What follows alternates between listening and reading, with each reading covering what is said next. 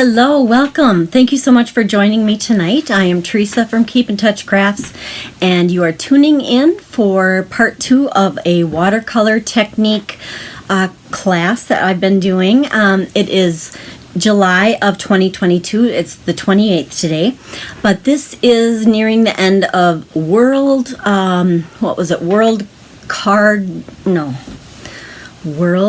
Watercolor Month. Oh my goodness. I don't know why I can't say that. Tongue twister, but thank you again for joining me. I'm going to get the comments there and see if anybody's live. I know a lot of you do join in or watch later on. That's when my most of my people watch my videos. So welcome, whether you're watching the replay, YouTube, Facebook, however you're joining me, welcome, and I appreciate that. If you could subscribe and share and do all that fun stuff, it would be greatly appreciated as I try to get my business going here, and that is Keep in Touch Crafts. So we'll see what we can come up with today. We're going to be learning, as I said, working on a couple of more watercoloring techniques, and we'll have a lot of fun with that and getting all inky and dirty again. Messy, you know me, right? Let's see what else we have going on. If you like watercolor, I was going to show you one thing here, and that is we have a planner right now from Stampin' Up, and it has this beautiful watercolor look to it. And it is something you can only get when you join somebody's team and become either a discount shopper, which means whenever you place an order, you get a certain percentage off with a minimum of 20%, or you can be a team member and build a business as well. Either way, it's the same thing. You would just order the starter kit, and for $99 you get the starter kit. You get to choose $125 worth of product, plus you get this planner, which comes with some notebooks, stickers and pages, and all kinds of good things to help you stay organized. I don't have everything in here yet, but I carry this with me now practically wherever I go. And it's really a helpful, beautiful planner. If you're interested, let me know. I can always help you with that. Feel free to email or contact me through Messenger on Facebook, or let's see, I'll see if I can find my information that shows you my email. Is that it? That's my website, which you'd be able to get my email on there. I'm just not very good at this. What do I have here? That is something else. What do we have here? Oops, I gotta take that one off. That is my YouTube channel. Here is my Facebook channel. Wow, I have all these overlays, but I couldn't find my email. keepintouchcrafts@gmail.com. Okay, we'll get all that junk out of the way. I got to get these off of here now. Fun. This is a new technology. It's fun, a fun toy sometimes. So let's get going on our watercoloring. I'm going to turn the camera down here, or get my camera on my desktop here. I just want to let you know the celebration is going on for another month. It's half done. This is the brochure that, oh goodness, where did that come from again? I thought I turned it off. Sorry, guys. There we go. Leave me alone. Okay. Here's a celebration little catalog that you get to choose free items from. And for every $50 you spend, you can choose something different out of this little catalog. Everything from stamp sets and die sets, paper packs, and this one here is note cards. Those are sold out, so that there is a limited supply. Just so you know, if you have your eye on something, you might want to do that one first. And I wanted to highlight tonight this set of paper. It's probably not the easiest to see, but this is a free pack of 6x6 paper that you can choose with your purchase of $50 or more. And I'll show you what that's like. We're going to be using that. So it is 6x6, and it is just one-sided paper, so you should know that, but the side that is printed on is all foil. It's silver and gold foil, and it's just a real basic paper, but what's nice is you can color it and do all kinds of fun things on it. So you'd be able to get a lot of projects out of this, and I'm going to give you some ideas tonight. I'm going to use this to watercolor, do a watercolor technique onto. So it's a great paper. It's kind of like a blank canvas because you can put lots of color on it in lots of different ways.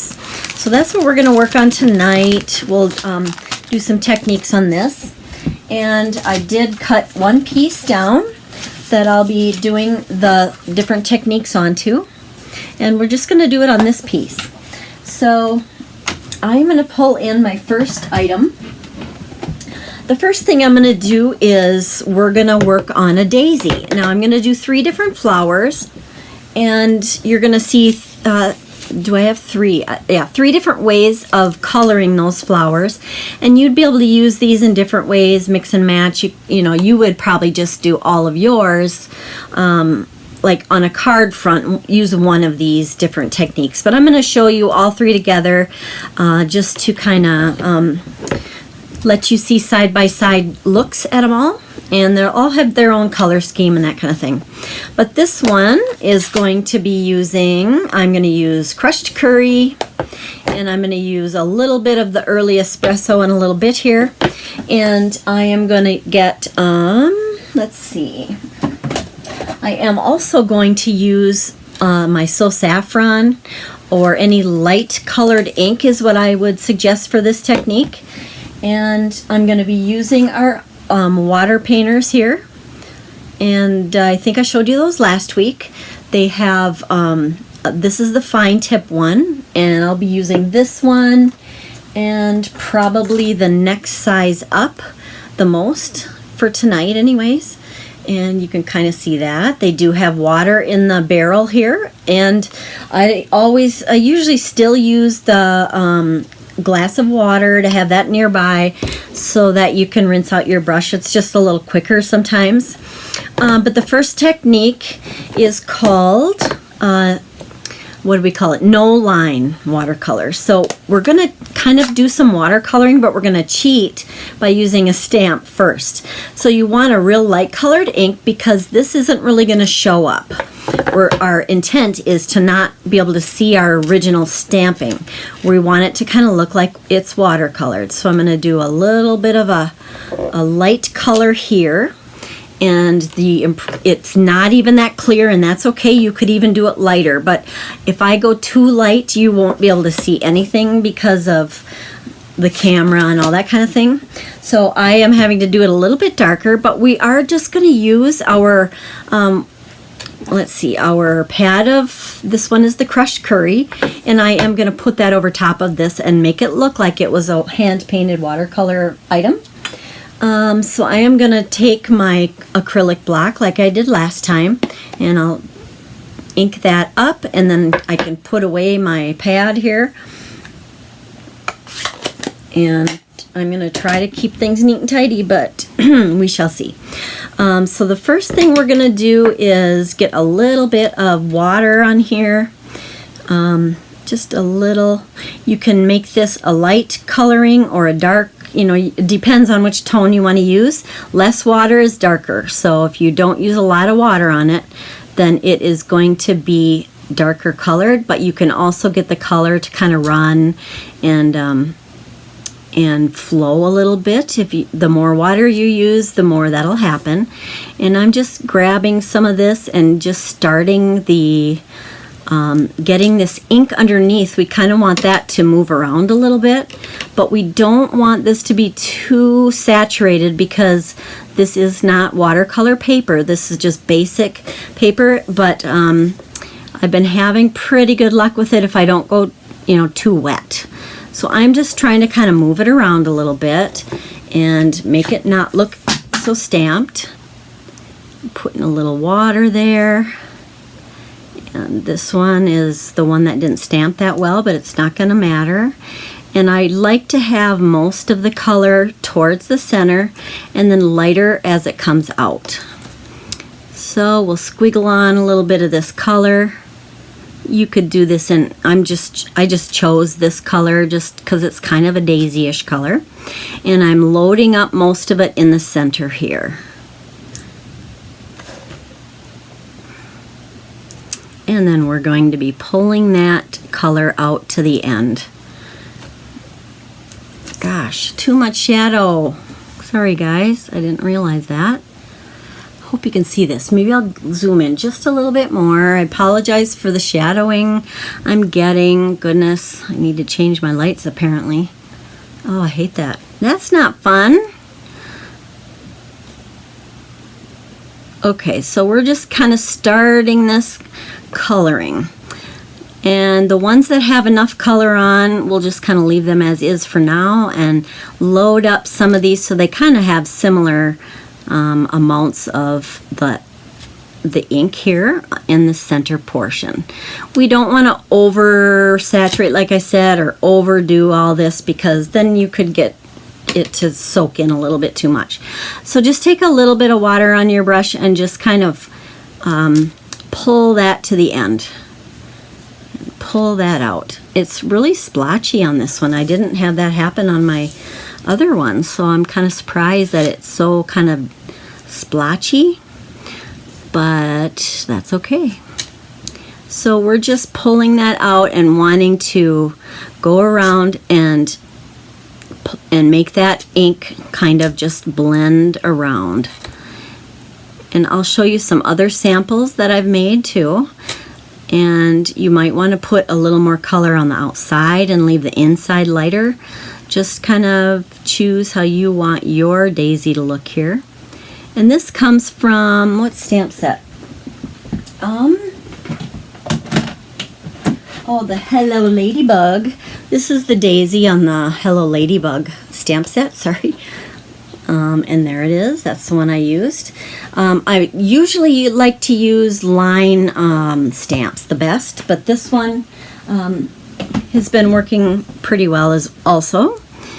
So let's just pull in that color, kind of swish it out a little bit, and we want some brush mark looks on it, and that's going to make it not look like it was just stamped. It's going to look more like it's strokes from your paintbrush, because you're a watercolor artiste, right? All right.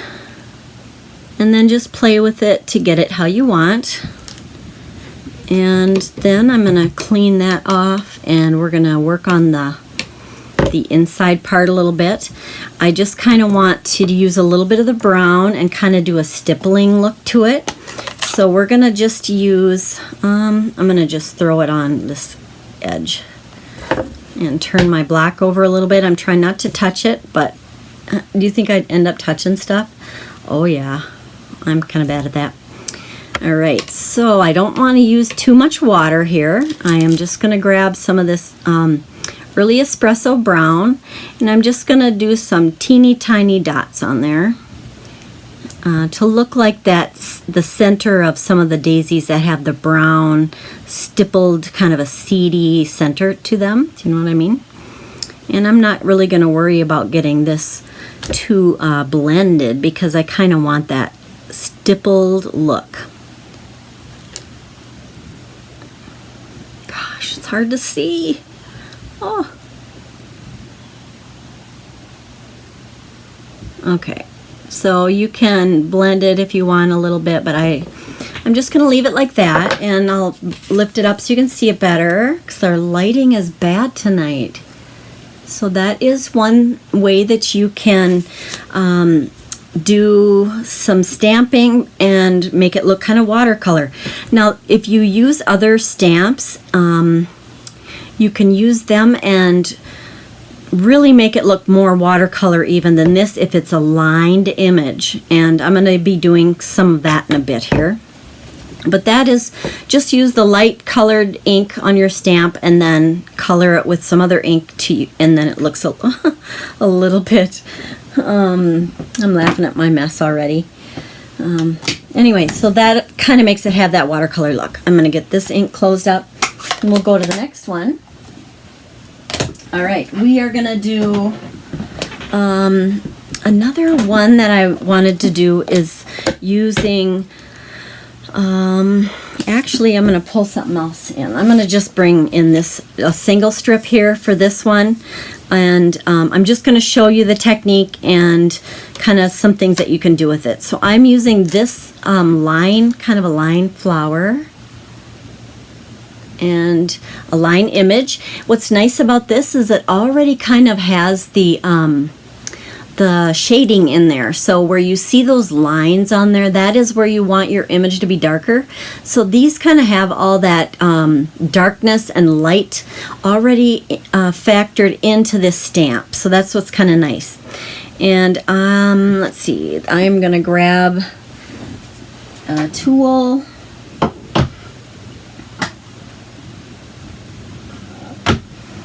Sorry here, guys. Oh, and I wanted to show you that this is coming from the Quiet Meadow stamp set. It's just this one right down here. And, okay, let's bring this one. And I just want this flower is going to just be showing on here. And then we are going to do kind of a, let's see, if I was going to do the stamping first in the dark. Gosh, I can't really even remember what I was going to do. That's pretty bad. Similar to what we just did, I wanted to show you another version of the technique where you stamp it lightly and then color it in. And I don't know if you can see this. Probably not. I better go a little darker. I'm going to do another one, but see how light that is? Ideally, you can do it that light as long as you can see it okay as you're doing your watercoloring. You can just keep it really light and then they'll never really know that it was stamped. But again, I am going to kind of make it darker tonight here just so you can see it. Is that going to be dark enough here? Hopefully. Okay, I'm going to really bring that in so you get an idea of what I'm talking about and you can kind of see. So the areas that are have some of that purple, that's where it's going to be the darkest. And the other part of the flower where there's really nothing, like in that section right there, that's going to stay light. So I'm going to kind of show you the best way that I've found to do that. I'm using this fine tip one. And I'm going to go grab a little cube here because I'm going to do the dark first. And for that, I've decided to use the Orchid Oasis. I'm just picking up a little bit of that on a block here. And then I'm going to get my brush just a little wet, kind of put some of that on here. Boy, that's close. Hope I don't mess it up. You'll be able to see it really easily. Okay, so I am going to start by putting some of this in the areas that are have some of those lines, the purple already on there. And what I'm kind of thinking of here is using that as a guide, but I'm also not going to completely fill it in. We're going to come in with the other color. And what I like to do then is maybe skip a leaf, and then I'm going to do the same thing over here. I just don't want them all to run together. So I kind of tend to keep sections that are, work on sections that are not near each other, not right by each other. And I'm really wanting that purple to be darkest down here towards the center. And I'll do another one over here. Oh, this shading, this shadow is just driving me nuts. This is just a small little one there.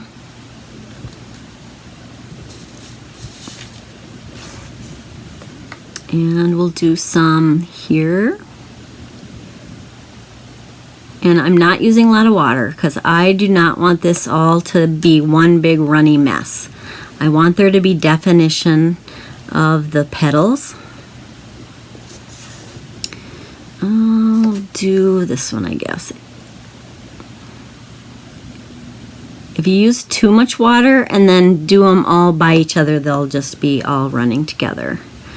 And right now it looks pretty, pretty bad, but just give it some time.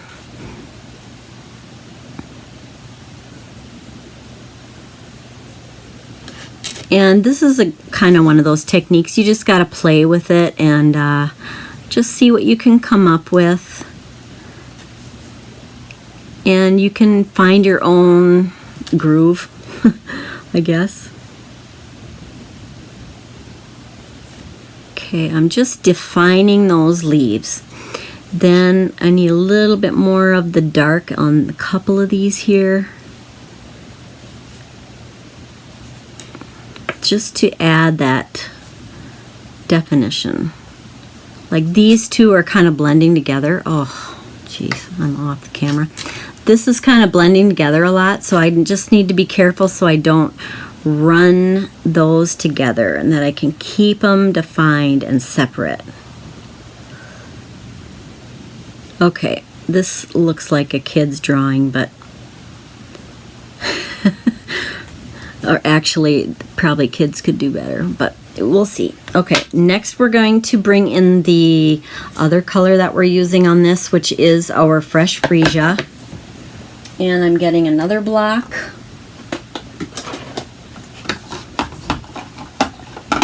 All right, so when you're using a a really light color, you go through more of it. Ooh, is that close? Sheesh. All right, so there is ink on there, believe it or not. Very hard to see, but water will kind of pick some of that up. Boy, it's hard to see, isn't it? You can't even see it on the block. And then we're going to kind of, now you can see it on there a little better. We're going to get some of these colors to move around a little bit more now.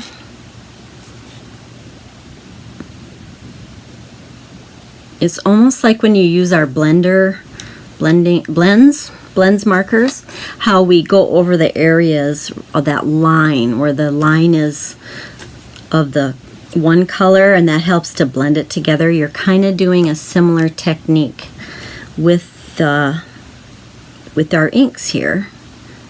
You really want to get that to move, but I'm not using a lot of water again. It's like I was saying before, because I don't want it to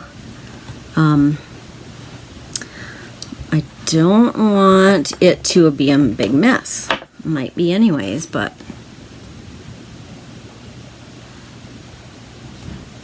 and just kind of color in some of that.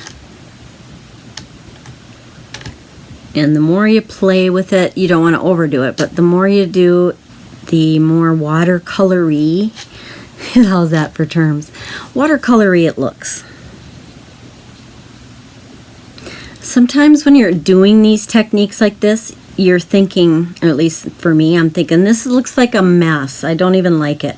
And then once you kind of play with it and perfect it a little bit and get out some of the harsh lines and keep kind of getting it how you want, after a while it starts coming together, and then you'll go, oh yeah, come back to it again another, like later on or whatever, and you'll be thinking, oh, that's better than I thought.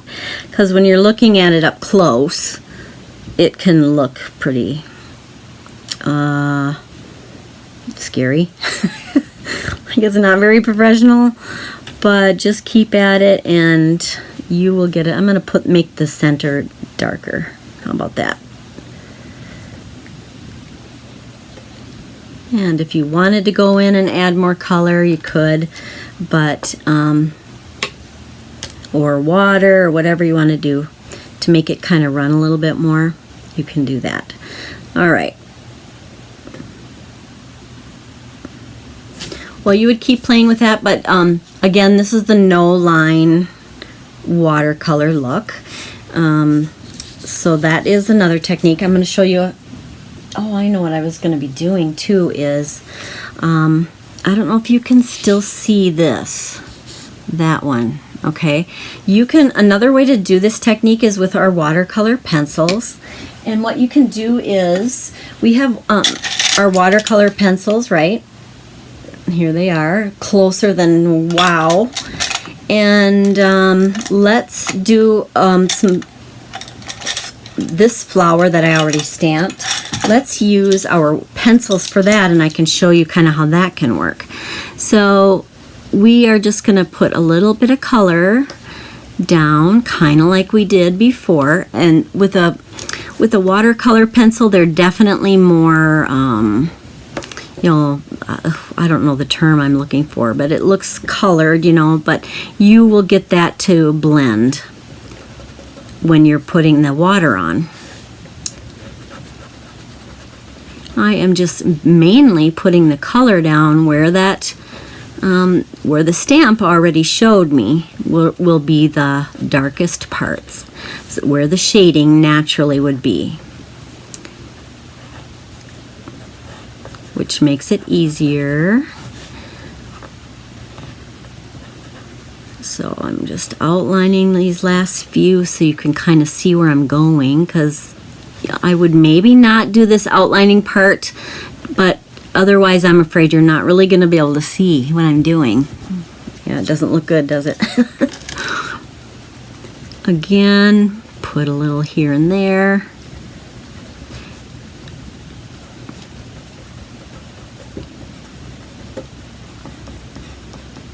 I'm not doing the center yet. Then I'm going to add, I just want there to be more variation of color. And so I'm just adding a little bit of a darker over the light here, but not using as much. I mean, I'm not putting it all over to every spot. Just here and there, kind of in the center again. Pretty, huh? Pretty color. All right, like so.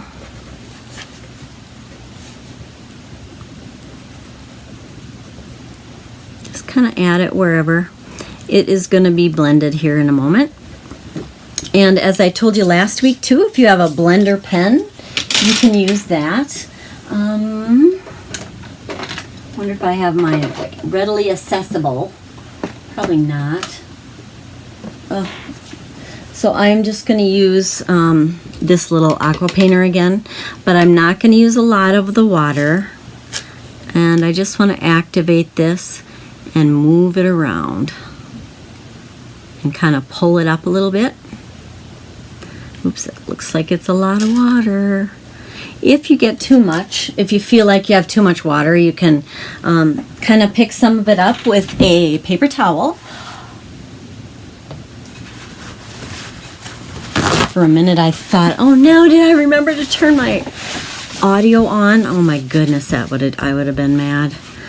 Okay, I'm just dabbing up a little bit of the water here because I didn't want it to get too, if it's too wet it could get kind of buckled, and I don't really want that either. So let's keep going here. And this color just really moves well. Kind of pretty.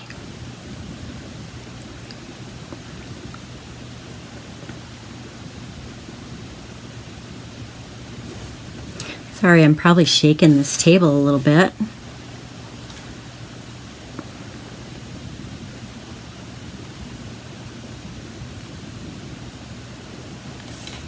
And a little bit here. I just don't want it to go all the way dark on the edge. I like to make sure I keep the lighter colors here, but you can kind of smooth them around if you want. You just don't want it to look like it was obviously colored with a pencil.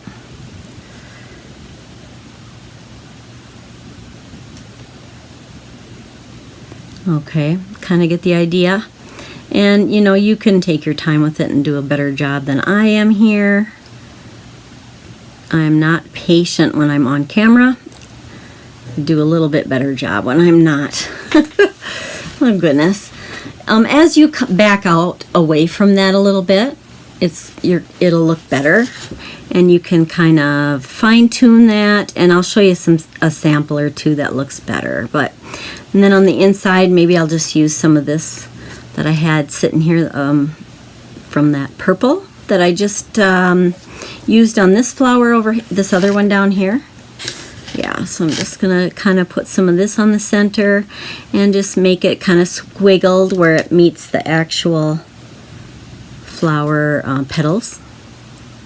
Just kind of add texture.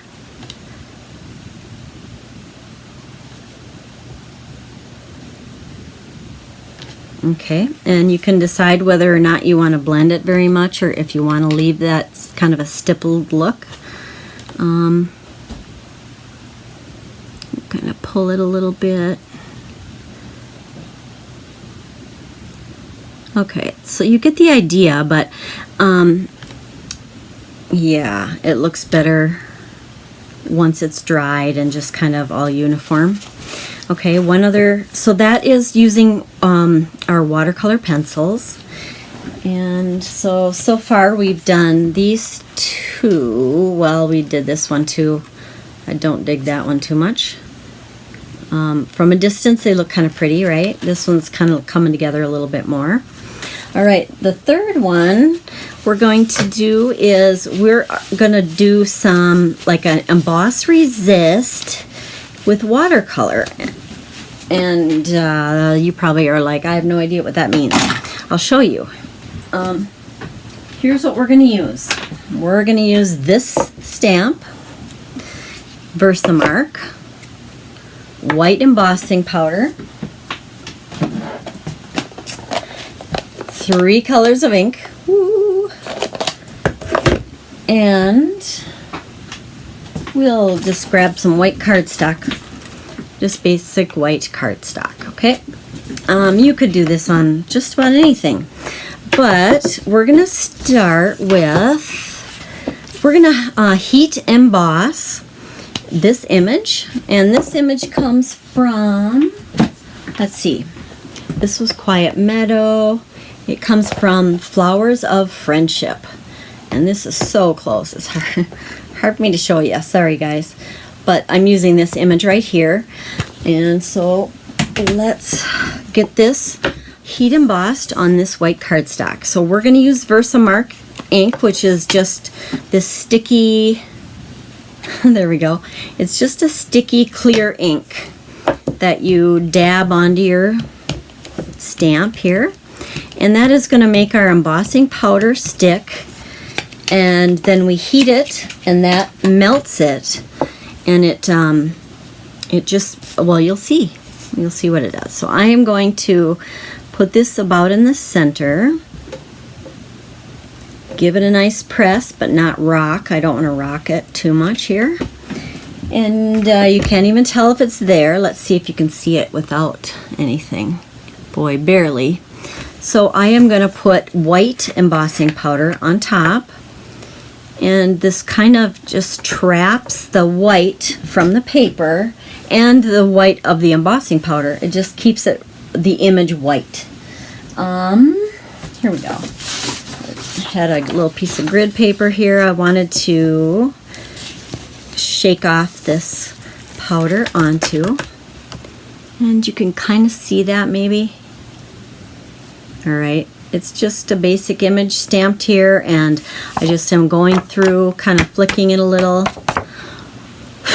making sure that the image is there. And I think this is actually the shimmer. Yeah, it's called our shimmer paper. It's kind of in between our very vanilla and our basic white.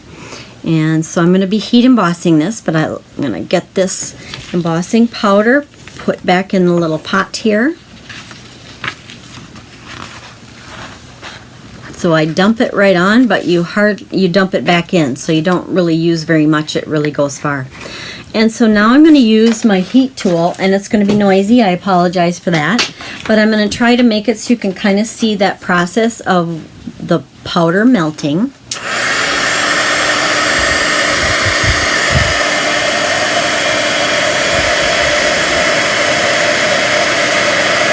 Oh, you might not be able to see it very easily.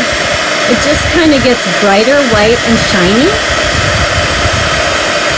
You can kind of see, right? Oh, I didn't have such a shadow. Oh, this is bad.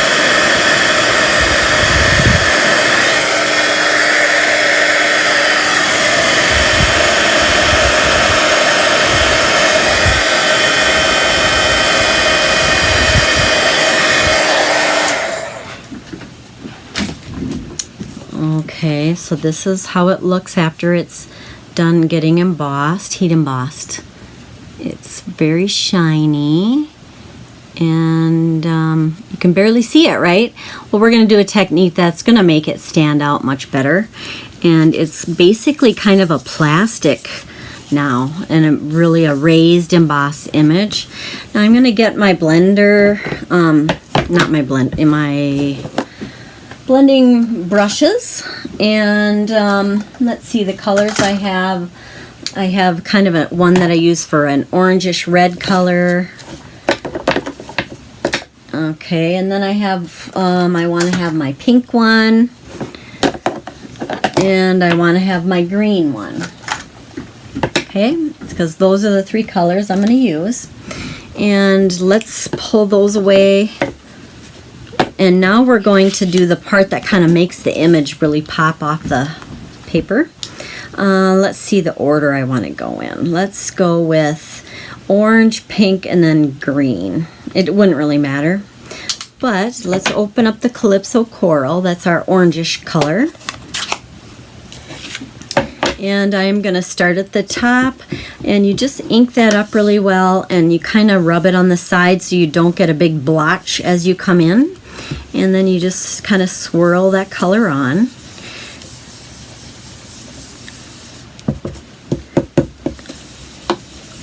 And I want it to be the darkest on the top part. Oh goodness, I'm off camera. I don't like my new setup, and I apologize, guys. I'm not happy with the shadows, and I have a new setup that I'm trying, but I don't like it yet. So I'm gonna work on that. So next week I want to have that looking better, so you can see better. It's not jiggling. Might have to go back to my old way. All right. Ooh, see, I didn't dab it off first, and it made kind of a line there. So I want to kind of hide that part. Okay, you can go and make it as dark or, light or whatever as you want. I don't like that part where it shows that. I'm trying to hide it. Come on, go away, will ya? Okay, eventually we get there. All right, there is the one color, the Calypso Coral. And we'll do the polished pink next. And I'm going to overlap them and kind of make it, hopefully kind of meld together a little bit.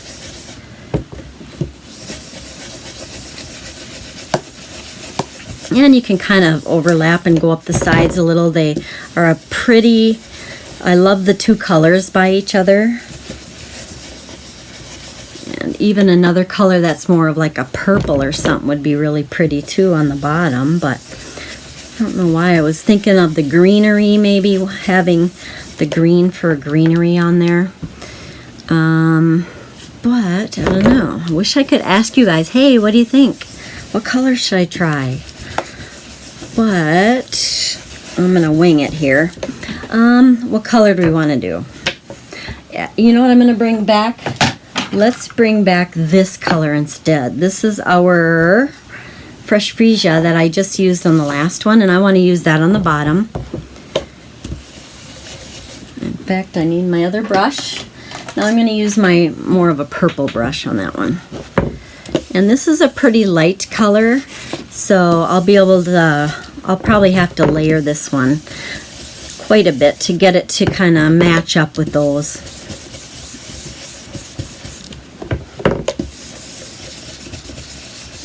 Come on, Fresh Freesia. But even though these are, you have to kind of put a lot of layers on. That's what's nice about these blending brushes, is that it blends well that way. Even if you have to make a lighter color, do a little extra, that really helps you to be able to control the the darkness of the colors and the blending of them together. And it really makes a pretty soft background. And I just kind of want these corners to be a little darker. All right, getting there.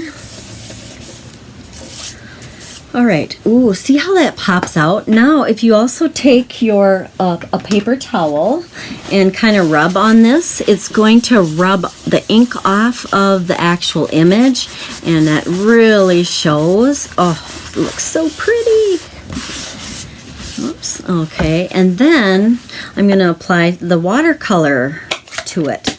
So I am going to use, I want to have a green color, I want to have a couple of flower colors. So I'm going to want those to be able to pop off of the background. So I'm going to bring in, let's go with polished pink. And I think I want to bring in, which green? I'll see if Pear Pizzazz is dark enough. We'll try it and see. If it's not, I can always get another color to be a little darker. And then I am going to bring back this, what was this one again? The Orchid Oasis. So I am going to do the watercoloring of the image with our water painters. And I'm going to use the small one again like I did before with this smaller tip on it. And I will start, it doesn't really matter where you start, but I'll do the greenery first, I guess. Let's start here. I'm just putting a little water in here and telling it, hey, you better get ready. We have some, got some watercolor, some color to come in there, and we want it to cooperate. Now, what's nice about having the white, the embossed portion here, is that it actually keeps your color inside. It kind of puts a little barrier up so that that color doesn't get to sneak out and, you know, go all over. So I'm just putting this in the center portion and trying to make it look like it's a green, not some muddy brown or something. And it kind of did come out a little bit. I was getting a little carried away there. Okay, come on, green. Okay, now I am going to add a little bit of water and pull the color out towards the end there, towards the tip. And the idea is to have it darker towards the center. So I just kind of pull that a little bit, spread it around a little bit.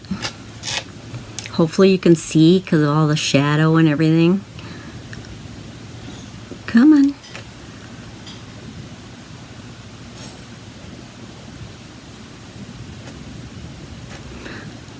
Add a little more green back. It's not really moving a whole lot.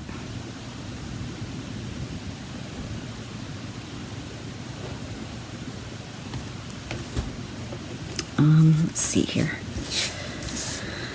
I'm turning it just so you can hopefully see it a little better. I need a little bit of this water, and let's get this side to kind of run up a little bit, pull it up.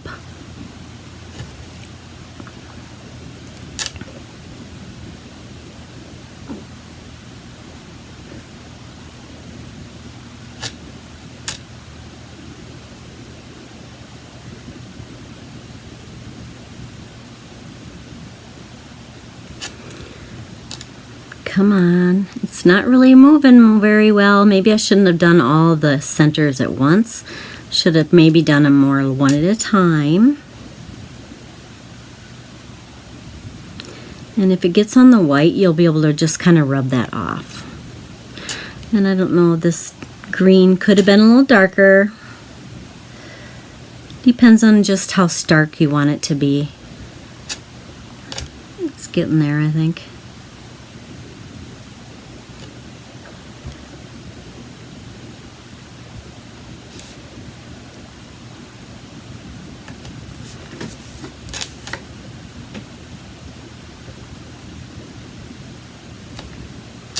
All right, think that'll be all right.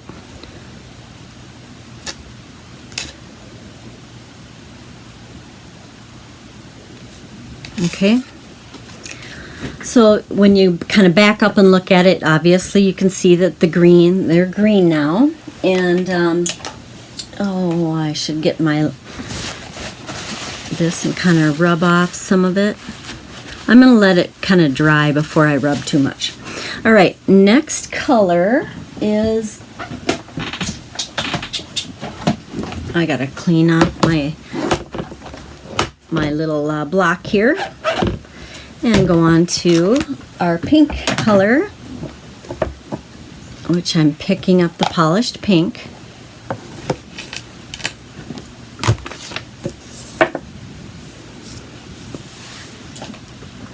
Clean off my brush, and actually I think I actually want to do my Orchid Oasis next. So I'll get a block for that one. Sorry for my arm. You can see how deep that is. You don't need much. And that is going to go on this center portion.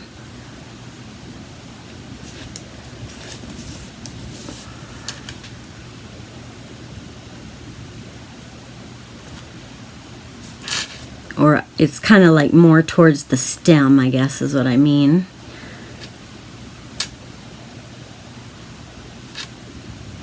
Alright, and put a little on this side. Okay, and I'm going to clean my paintbrush now, and I'm going to be bringing in some of the pink. I'm kind of going to get that wet, and then I'm going to want this to kind of all run together.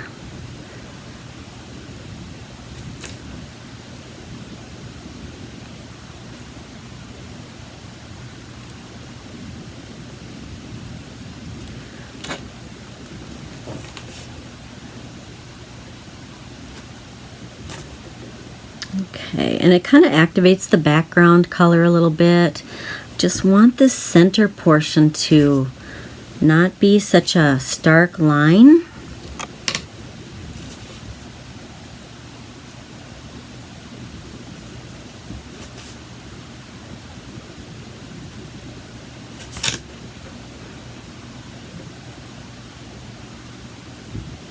There, kind of soften that a little bit. That water, the water kind of helps soften that more. So that worked a little better to do that. Kind of get a little more water in there to make that not be as harsh.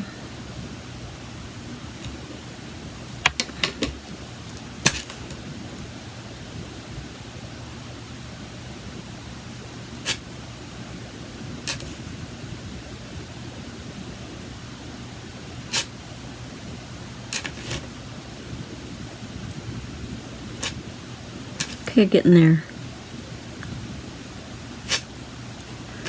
All right, so that you get the idea. Getting that pink here, and hopefully this line can kind of run a little bit together and kind of spread out. Okay, so this is the basic emboss resist technique. You can, you know, just try any number of different colors and color combinations, and get the colors you like best, or whatever is going to be on your project. Let me see here. So I like to wipe it off a little bit more, especially once it's dry. You could even take like a baby wipe and lightly kind of brush off on this emboss part, and then that can really make it pop a little bit more. I'll see if we notice anything. You can kind of use the baby wipe to push around color too if you want, but I would just tell you to experiment with that, because that might be it might do a lot of damage too. You never know, but this does make the get really stark. And see, you could just kind of, oh, my fingerprints are getting on there. All right, so this is an image, and you could I would personally put a little Wink Stella on there and get it nice and shimmery, because everything has to be shimmery. Well, not everything, but a lot of things. Ooh, I might be getting out on this guy. Ooh, pretty. This stuff's so pretty. Love it. This really adds a lot, I tell you. This, oh, this Wink Stella. Pretty. Look at the mess I made, you guys. Oh, my friend Rachel. Aren't you proud of me, Rachel? Oh, goodness. There you go. What do you think? I hope you like this technique.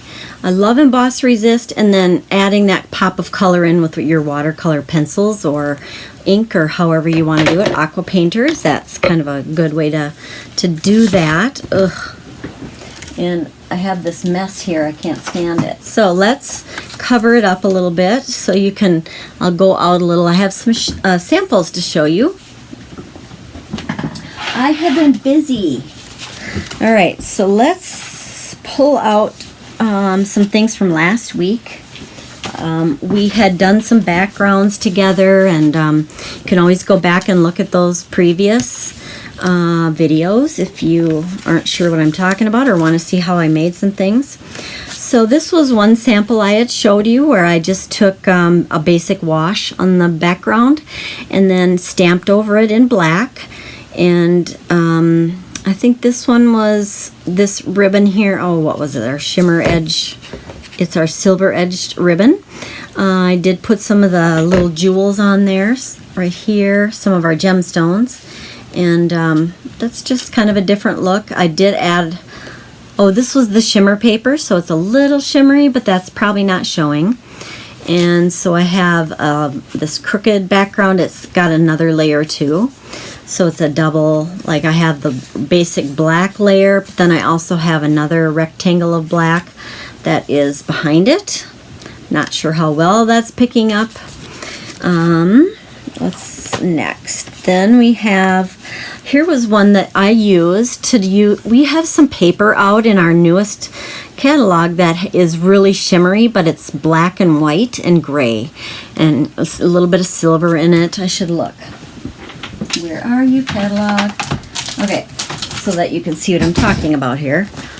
Let's go in the back. You can see a lot of the fun stuff in the back, and it says metallic and shimmer 6x6, page 41. Da, da, da, da. Okay, 41. I just kind of want to show you what I'm talking about for what paper it was. So you can see that it comes in kind of a evening evergreen and gold, and then it has basic black and silver, and then Cajun craze and pumpkin pie, so the orangish type of tones. But I use this one, just the black and silver foil, and then I did do some just kind of a watercolor wash on there with my aqua painter and put a few colors in there, and then went through my old die cuts and pulled some old things out that I haven't, you know, is not even current anymore, but I'm using up some old stuff that I had, and used some of our silver foil here and ran it through our stripes embossing folder, and it's got that glimmer and shimmer already on it. I don't know if you can see the colors very well there. And I used our new sweet sorbet card base color. Okay, so that was one. Then I'm going to show you, this is the one you probably already saw. This one I've had in a few different places. I don't put sentiments on a lot of these right now because I don't know what I'm going to use them for. So imagine, of course, I would put a sentiment strip on things and get them, you know, maybe a boat or whatever. But I'm not putting sentiments on most of these. Oh, this one fell apart. Oh no. So I must have to tuck that back behind there and get it to stick again. This one is this watercolor background that I had showed you. I also inked up some of that same paper that we just worked with, and I just inked it with my blending brushes and made a background paper to go behind this that we had stamped last week on the shimmer glimmer paper, I should say. It's our glimmer, 12 by 12 glimmer. And then added some bling to it and watercolored a little bit of the image. And that is the card I made up with that one. All right, here's another similar card. This is obviously I used the greens more. I picked up a little bit more of the green that was in the bottom. And then this was embossed with some of our, I want to say it was like bronze maybe, embossing powder. And then I have these from He's the Man, the brush metallic maybe, I'm not sure, but anyways, a whole lot of green going on. This you can't get anymore. This is old thread that I just kind of wadded up behind it. That is that coppery or bronze type of a look to it. So whatever you have ribbon or something else that you could use behind there to dress it up a little bit, and you could put your message in there. Okay, so it's just a little, if you want to know how to put this portion on, you just cut 3 by 8.5 and score it at 4 1/4. And then that's the little card that goes on your standard 4 1/4 by 5.5 cardstock piece. And I used our DSP, and this layer right here is 4 by 5 1/4. All right, and what's next? Then we're going to get into, this is amazing. Okay, do you remember me showing you this last time? We worked on, I think we made this one on camera, and I used the smallest watercolor shapes and made the sun in there, and then I used I used a gray smoky slate blends marker to kind of make that look a little bit more like a birch tree. Then we have this die set that right now that's out, and it has the shadow along with the inside, and I used some of our black shimmery paper that's in the new catalog as well, and our matte adhesive dots. I should have these written down, but this dot is the same die set from the one that has that little bird. I'll show you. It's called the Perched in a Tree set. I love that little guy. He's so cute. And it comes with this tree. Oh, I bet that's a die cut. You can die cut that out after you stamp it. And then it comes with this that birch tree look that I just showed you, this die. That's the die that you use to cut that out, which this is going to have so many uses, but I love putting the sunset or the, kind of a background color behind there. Really makes it pop. This was just done on basic cardstock, our shimmer cardstock, not any of the real shimmery glimmer paper. Kind of confusing, right? Where'd I put my cards now?